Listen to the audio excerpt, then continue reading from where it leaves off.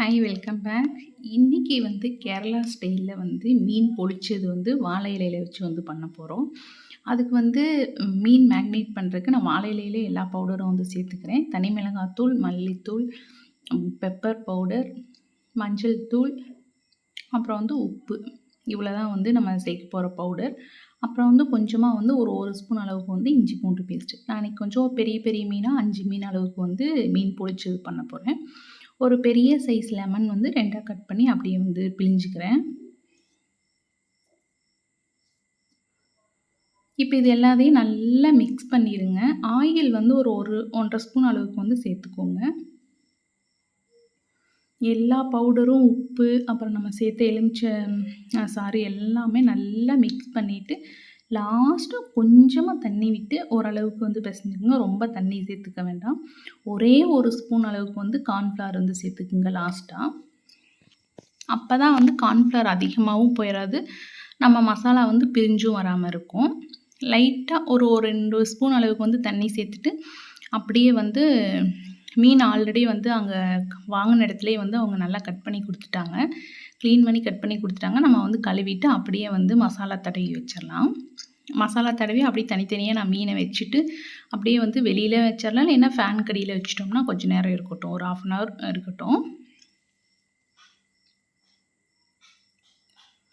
இப்போ நம்ம மீன் பொரிச்சதுக்கு அந்த மேலே கொஞ்சம் மசாலா வைப்போம்ல, அதை ரெடி பண்ணிக்கலாம். கடாயில் தேங்காய் விடுறதுனால விட்டுக்கலாம், இல்லை நார்மல் எண்ணெய் விட்டுட்டு வெங்காயம் ஒரு 3லேருந்து 4 வெங்காயம் கட் பண்ணி வச்சுருக்கேன், அதையும் சேர்த்துட்டு உப்பு கொஞ்சம் சேர்த்துக்கோங்க.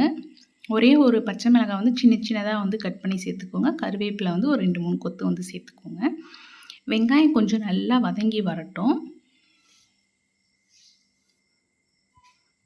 வெங்காயம் கொஞ்சம் நல்லா வதங்கினதும் தக்காளி பெரிய சைஸ் தக்காளி 2 சேர்த்துருக்கிறேன். நான் கொஞ்சம் 5 மீனுக்காக கொஞ்சம் அதிகமாகவே பண்ணுறேன்.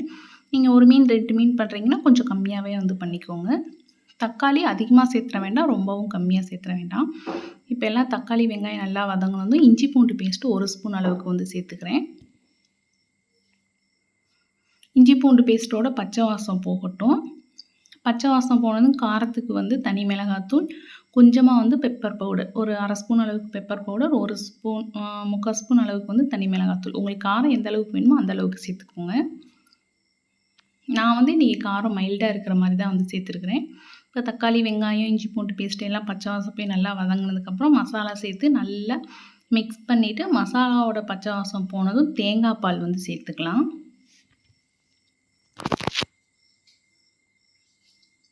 தேங்காய் பால் ஃபஸ்ட்டு பால் மட்டுமே போதும். நம்ம ரொம்ப நேரம் கொதிக்க வைக்க போகிறதில்ல. கொஞ்சம் நேரத்தில் அந்த பால் கொதித்து நல்லா கொஞ்சம் சுண்டி வந்ததும் போதும். ரொம்ப கெட்டியாக வைக்க போகிறதில்ல, ரொம்ப தண்ணி மாதிரி இருக்க போகிறதில்ல. அதனால் தேங்காவோட ஃபஸ்ட்டு பால் கெட்டி பால் ஊற்றினாலே போதும். இப்போ ஊற்றிட்டு நல்லா கொதிக்கட்டும். கொதித்து இந்த அளவுக்கு வந்தால் போதும். ஒரு மாதிரி செமி கிரேவி மாதிரி இருந்தால் போதும். அப்போ தான் வாழை இலையில் வச்சு இது பண்ணுறது கரெக்டாக இருக்கும். நீங்கள் ரொம்ப திக்காக இது பண்ணிடாதீங்க, சுண்ட விட்டுறாதீங்க.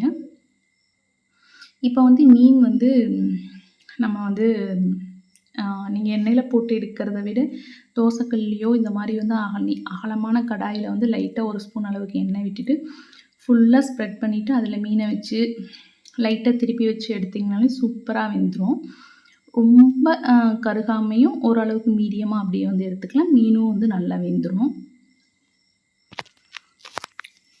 மீன் எண்ணெயில் பொரிச்சா அந்த எண்ணெயை மறுபடியும் யூஸ் பண்ண முடியாது. அதனால் நான் மேக்ஸிமம் எனக்கு அதுவும் இல்லாமல் நான் இப்போ தான் கொஞ்சம் கொஞ்சம் மீன் சாப்பிட்டு பழக்கிறதுனால மேக்ஸிமம் எண்ணெயில் பொரிக்கவே மாட்டேன். முடிஞ்ச வரைக்கும் தோசைக்கல் இல்லைன்னா அகலமான கடாயிலே போட்டு பொறுமையாகவே எடுத்துக்குவேன்.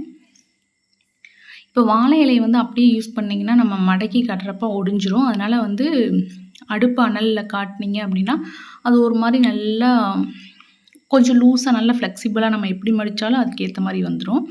இப்போ அந்த வாழை இலையில் மசாலா அடியில் வச்சுக்கலாம். அதுக்கு மேலே மீனை வச்சுட்டு மறுபடியும் மீனுக்கு மேலேயும் கொஞ்சம் மசாலா வச்சுட்டு அப்படியே வாழை இலையை மடித்து அப்புறம் அந்த வாழை இலை நார்லேயே கட்டிட வேண்டியதான். ஆனால் ஃபர்ஸ்ட் டைம் நான் ட்ரை பண்ணேன். டேஸ்ட் வீட்டில் எல்லாருக்கும் பிடிச்சிருந்துச்சி, அவ்வளோ அல்டிமேட்டாக இருந்துச்சு. மீன் பிடிக்காதவங்க கூட இதை ட்ரை பண்ணிங்கன்னா அடுத்து மறுபடியும் மீன் சாப்பிட ஆரம்பிச்சிடுவீங்க. சூப்பராக இருக்கும் டேஸ்ட்டு. இதில் வெங்காயம், தக்காளி, தேங்காய் பால் மட்டும் தான் சேர்த்துருப்போம். ஆனால் அது மீன் கூட வச்சு அதுவும் வாழை இலையில வச்சு சாப்பிட்றப்போ ரொம்ப நல்லாயிருக்கும்.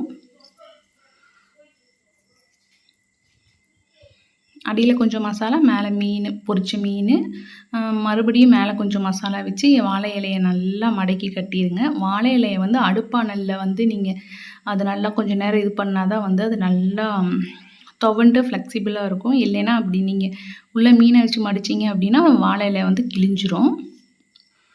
இப்போ வந்து 1 ஸ்பூன் அளவுக்கு வந்து தோசைக்கல் ஆயில் விட்டுட்டு அப்படியே வந்து நம்ம எல்லாம் கட்டி வச்சு ரெடியாக வச்சுருக்கிற அந்த மீன் பொரிச்சது அதை தூக்கி வந்து மேலே வச்சுருங்க. மீன் பொரிச்சது கிடையாது, மீன் பொரிச்சது தான் பண்ண போகிறோம். நம்ம வாழையில கட்டி வச்சுருக்க மீனை தூக்கி வச்சு 2 பக்கமும் திருப்பி ஃபுல் ஃப்ளேமில் வச்சு எடுத்துட்டிங்கன்னா இது மாதிரி சூப்பராக இருக்கும். எல்லாம் சாப்பிட்டு முடிச்சிட்டாங்க. லாஸ்ட்டாக வீடியோ எடுக்கணுங்கிறதுக்காக இதை எடுத்தேன். டேஸ்ட் ரொம்ப நல்லாயிருக்கும். ட்ரை பண்ணி பார்த்துட்டு சொல்லுங்கள்.